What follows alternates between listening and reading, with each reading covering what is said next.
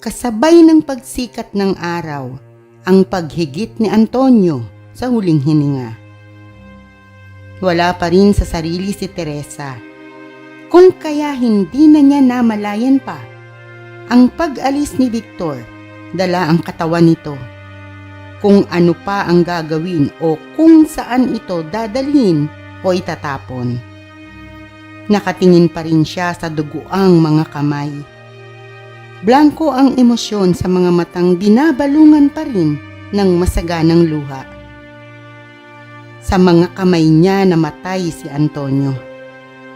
Tumutol ang isip niya sa inuutos ni Victor sa kanya, ngunit hindi ang kanyang katawan. Mistula siyang manikang desusi. Nagmistulang robot na walang kakayanang kumontrol sa sariling galaw.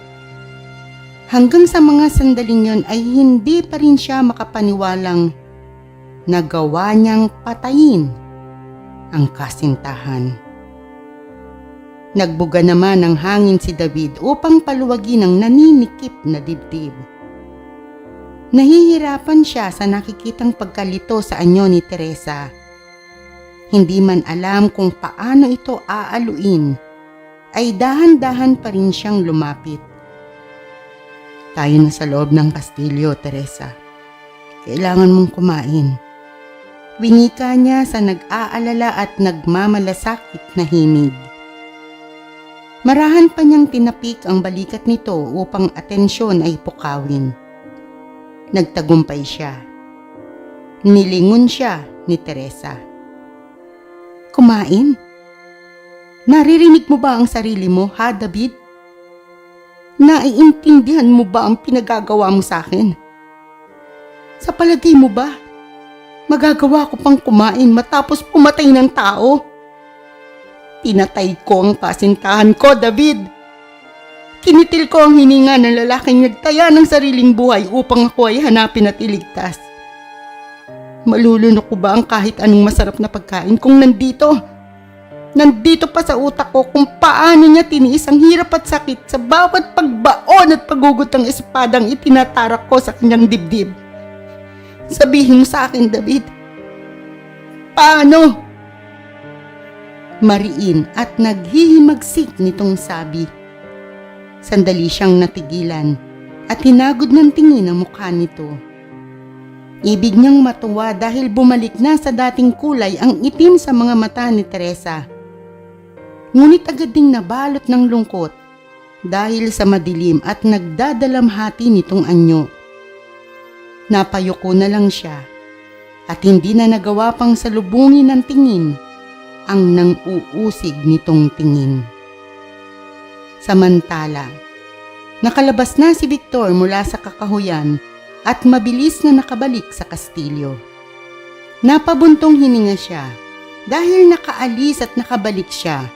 Ay naroon pa rin ito kung saan ito naiwan.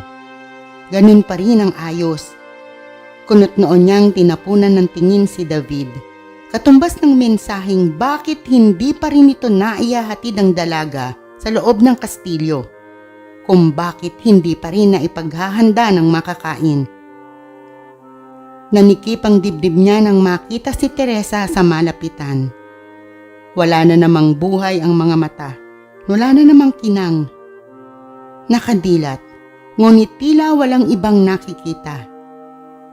Muling bumalik sa kanyang alaala kung paano nito tinangisan ang bangkay ni Antonio. Kung paano hagurin ng masuyong tingin at buong ingat na haplusin ang dugoang mukha. Nagtagis ang kanyang mga bagang. Muling nag-ulap ang mga mata. At sa muling pagkakataon, itinago niya ang nararamdaman sa pamamagitan ng mapagkunwaring pagmamatigas at maotoridad na pananalita. Tumayo ka na, Teresa.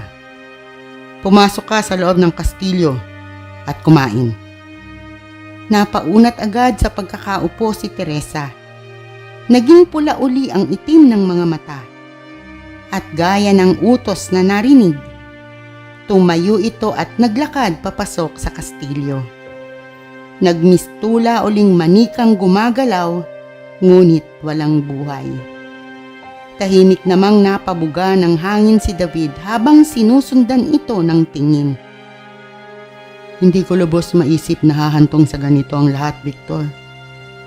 Kailanman ay hindi ka gumapos ng buhay. Lahat kaming alagad mo, bangkay na nang ibangon mo mula sa pagkakahimlay. Malungkot nitong sabi, habang hatid pa rin ng tanaw ang dalagang tila buhay na bangkay. Ano ang nakapagtataka, David? Higit kanino man, ikaw ang nakababatid kung gaano ako kalupit. Walang makaliligtas sa aking kalupitan. Kahit si Teresa. Winika ni Victor sa malamig na himig at saka humakbang upang sundan ang dalaga. Ngunit hindi iyan ang nakikita ko sa iyong mga mata, Victor.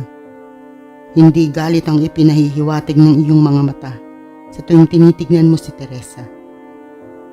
Bawiin mo ang sumpa ng gapos sa kanya bago pa mahuli ang lahat. Sandaling natigilan si Victor ngunit hindi nagpahalata. Totoo ang babala ni David sa kanya. Makasasama kay Teresa ang sumpa ng gapos na iginawad niya.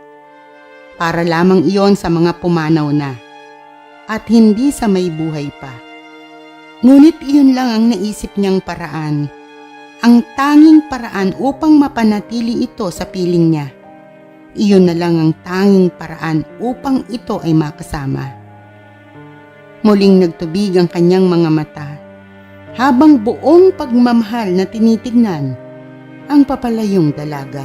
Kahit sandali lang, Teresa.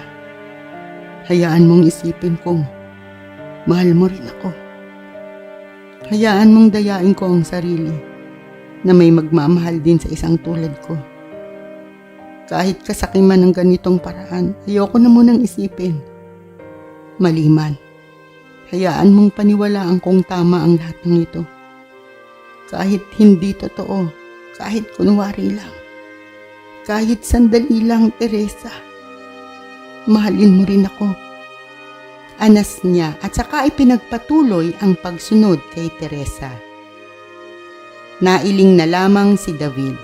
Sa isang bahagi ng isip ay naiintindihan niya ang nararamdaman ni Victor. Gaya nito, mahal niya rin si Teresa. Ang pagkakaiba lang nila, hindi niya ito maipaglalaban. Nakagapos din siya sa sumpa. At kung gugustuhin ni Victor, anumang oras ay kaya nitong bawiin ang buhay na ipinagkaloob nito sa kanya. Mabubuhay siya ayon sa ginawa nitong sumpa. Nang hapong iyon ay sinamahan ni Victor si Teresa sa paliligo. Nasa ilalim pa rin ng mahika ang dalaga. Kumikilos ang katawan ayon sa naririnig na utos mula kay Victor.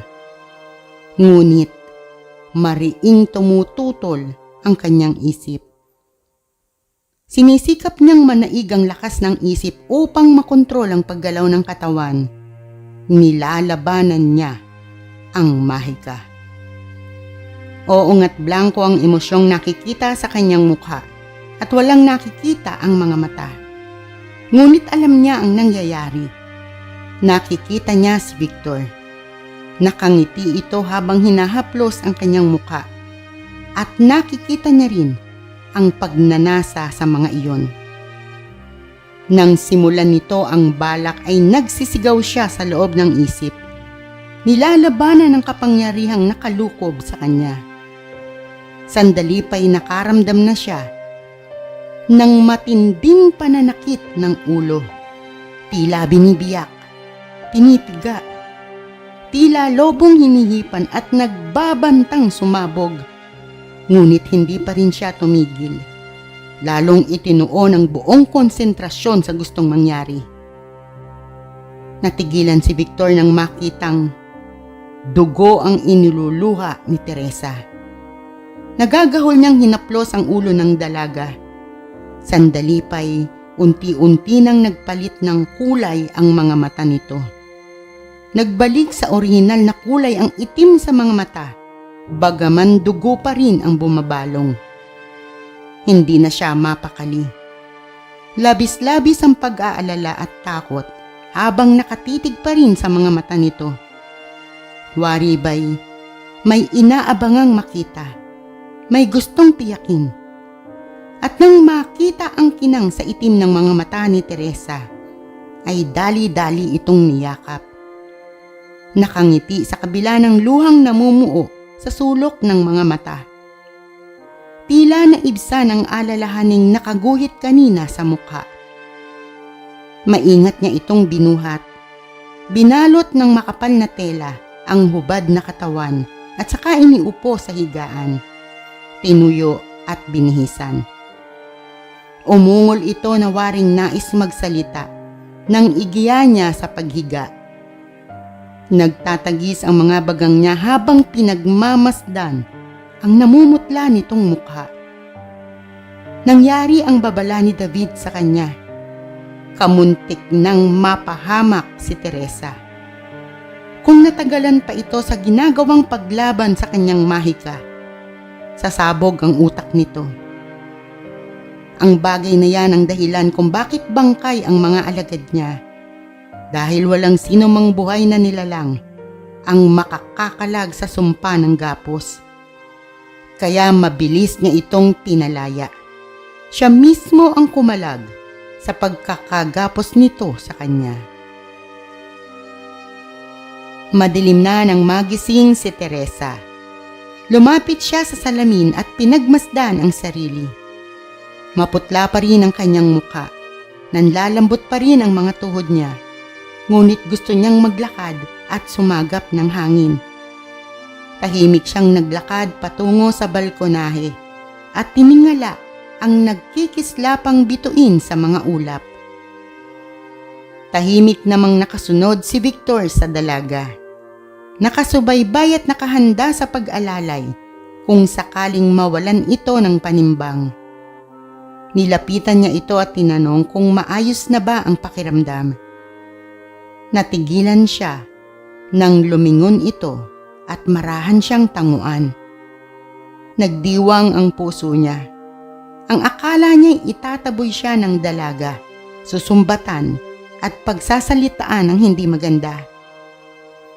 Habang pinanonood ito sa pagmamasid sa mga bituin, nabubuo na sa kanyang isip ang desisyong katumbas ng kanyang kamatayan.